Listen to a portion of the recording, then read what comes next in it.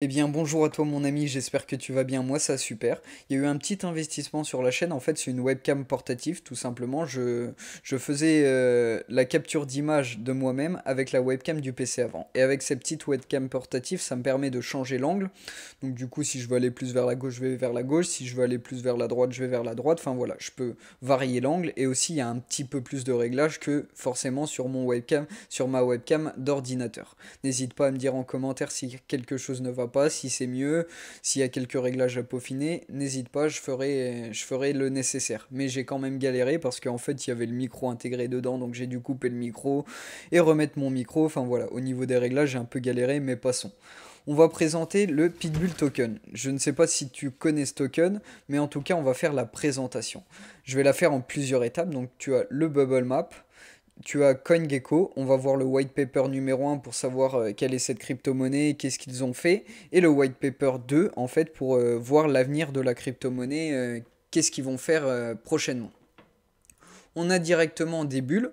On peut aller directement sur le Wadlet List qui te permet d'avoir le classement. Donc le numéro 1, 59%, c'est l'adresse de Burn, donc ça on s'en fiche.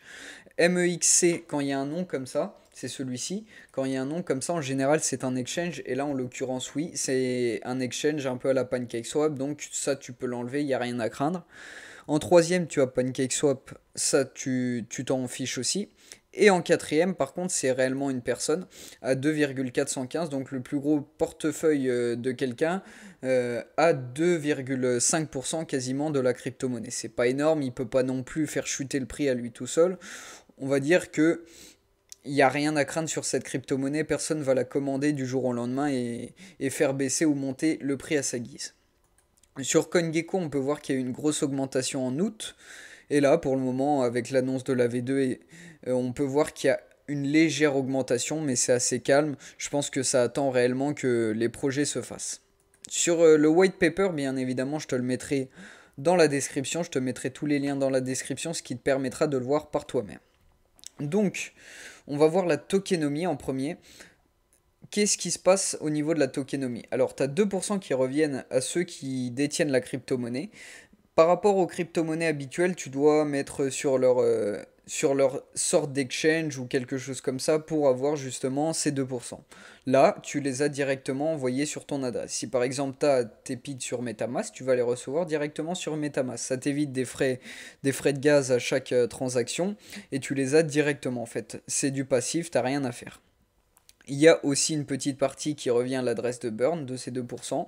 Et ensuite, tu as 2% qui vont sur l'adresse morte, qui est l'adresse de burn. Du coup, tu as à chaque achat-vente, 2% qui vont à l'adresse de burn et 2% redistribués aux détenteurs. En novembre, il y avait déjà 59% qui ont déjà été brûlés par les transactions. Donc c'est une crypto-monnaie qui brûle beaucoup. On peut voir directement après de la bienveillance, comme à peu près tous les cryptomèmes, il y a de la bienveillance. Là, c'est au niveau des pitbulls forcément, parce que c'est à l'effigie du pitbull. En fait, tous les pitbulls qui sont dits à risque, en fait, qui ne peuvent plus rester dans leur famille, eh ben, ils s'occupent de les dresser, d'avoir des dresseurs et de s'occuper pour le remettre en forme pour qu'il revienne dans une famille. Et bien évidemment, ils s'occupent aussi de le remettre dans une famille, de le replacer dans une famille. Et comment justement c'est cotisé? Tu vas me dire parce que dans la tokenomie, on voit rien qui va à la charité. C'est quand tu achèteras des NFT, tout revient à la charité et tu peux faire des dons par toi-même. Là, tu as eu le QR code qui te permettra justement de faire un don par toi-même.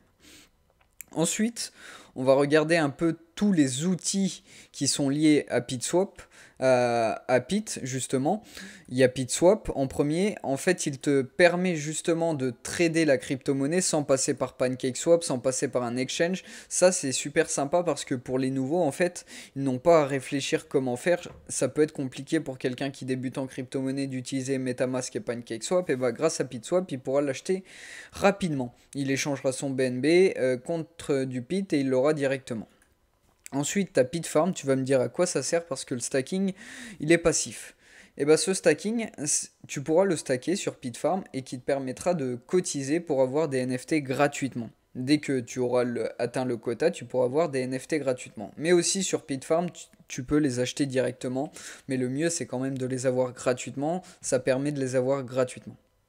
Le pit stop, donc on a à peu près Le pit stop, le permet un accès regroupé au swap, à la loterie, à tout ce qui tourne autour du pit. Après, on va parler du pit loterie. Il y a un système de loterie au niveau de cette crypto-monnaie. Tu achètes ton ticket et il faut être minimum 3 joueurs. Dès que tu as acheté ton ticket, tu peux potentiellement avoir le gros lot, mais le gros lot, il est taxé. Tu n'auras que 89% du jackpot. Pourquoi? Parce qu'il y a les développeurs qui se servent, il y a le marketing qui se servent, il y a l'association qui se sert. Mais en tout cas, pour un ticket, ça te permet d'avoir beaucoup d'argent et faire une belle plus-value. On a le pit tracker, toutes les sorties, euh, toutes les sorties crypto-monnaie permet d'étudier la courbe en chandelle avec le flux d'achat et vente. Là, le pit tracker, pardon, c'est plus pour étudier justement l'achat et vente, le flux d'achat et vente et se dire proportionnellement est-ce qu'il faut acheter le pit ou pas. Tu le vois un peu mieux sur CoinGecko, tu le vois un peu mieux sur le pit tracker que sur CoinGecko, ça te permet d'étudier un peu mieux le graphique. Voilà. Ensuite, pour les prochainement, donc du coup, qu'est-ce qui va se passer dans la V2? Il y a le Pit Store. Tu pourras acheter des produits dérivés style des nounours ou des habits. Enfin, ils ne sont pas énoncés sur le projet, mais on peut imaginer des choses comme ça en Pit. Et ça fera vivre un peu l'écosystème, la crypto-monnaie, vu qu'il y aura de l'échange en Pit. Dans le Pit Store, ça fera utiliser la crypto-monnaie un peu plus. Et ce que je disais tout à l'heure, le Pit Price Bot on Telegram, toutes les cryptos qui vont sortir, il y aura des alertes sur le Telegram, lancement de projet, suivre des transactions et tu pourras faire de la pub. Bon, ça sera payant, mais voilà. Ce qui est le plus intéressant dans ce Telegram, en fait, c'est que tu auras les lancements de projet, tu pourras grappiller un peu d'argent. Tu sais, je sais pas, quand c'est listé, quand il y a un lancement de projet, en général, ça monte une crypto-monnaie et du coup, grâce au Pit Price Bot, tu pourras grappiller un petit peu de sous. Le Pit Discovery, c'est ce qu'on fait un petit peu sur la chaîne. C'est une plateforme d'information, d'outils et de recherche aux investisseurs pour découvrir des projets crypto-monnaies. Ça te permettra, toi qui connais pas trop de crypto-monnaies, de justement en voir certaines sur le Pit Discovery bien présentées. Ça, c'est aussi prochainement. Et enfin, le Pit Games, donc tu te doutes bien qu'ils font des jeux comme tout le monde. Le jeu de trade de cartes et un métaverse qui sera justement sur le Pit. Après, ça c'est prochainement. Pour le moment, rien n'est fait. Au niveau des NFT, je t'ai dit, tu les achèteras directement sur le Pit Farm. Donc voilà pour la petite présentation, j'espère qu'elle t'aura plu, n'hésite pas à liker, à commenter, à me dire ton avis, à me poser une question, peu importe, à t'abonner si mon contenu te plaît, je te dis à la prochaine pour une prochaine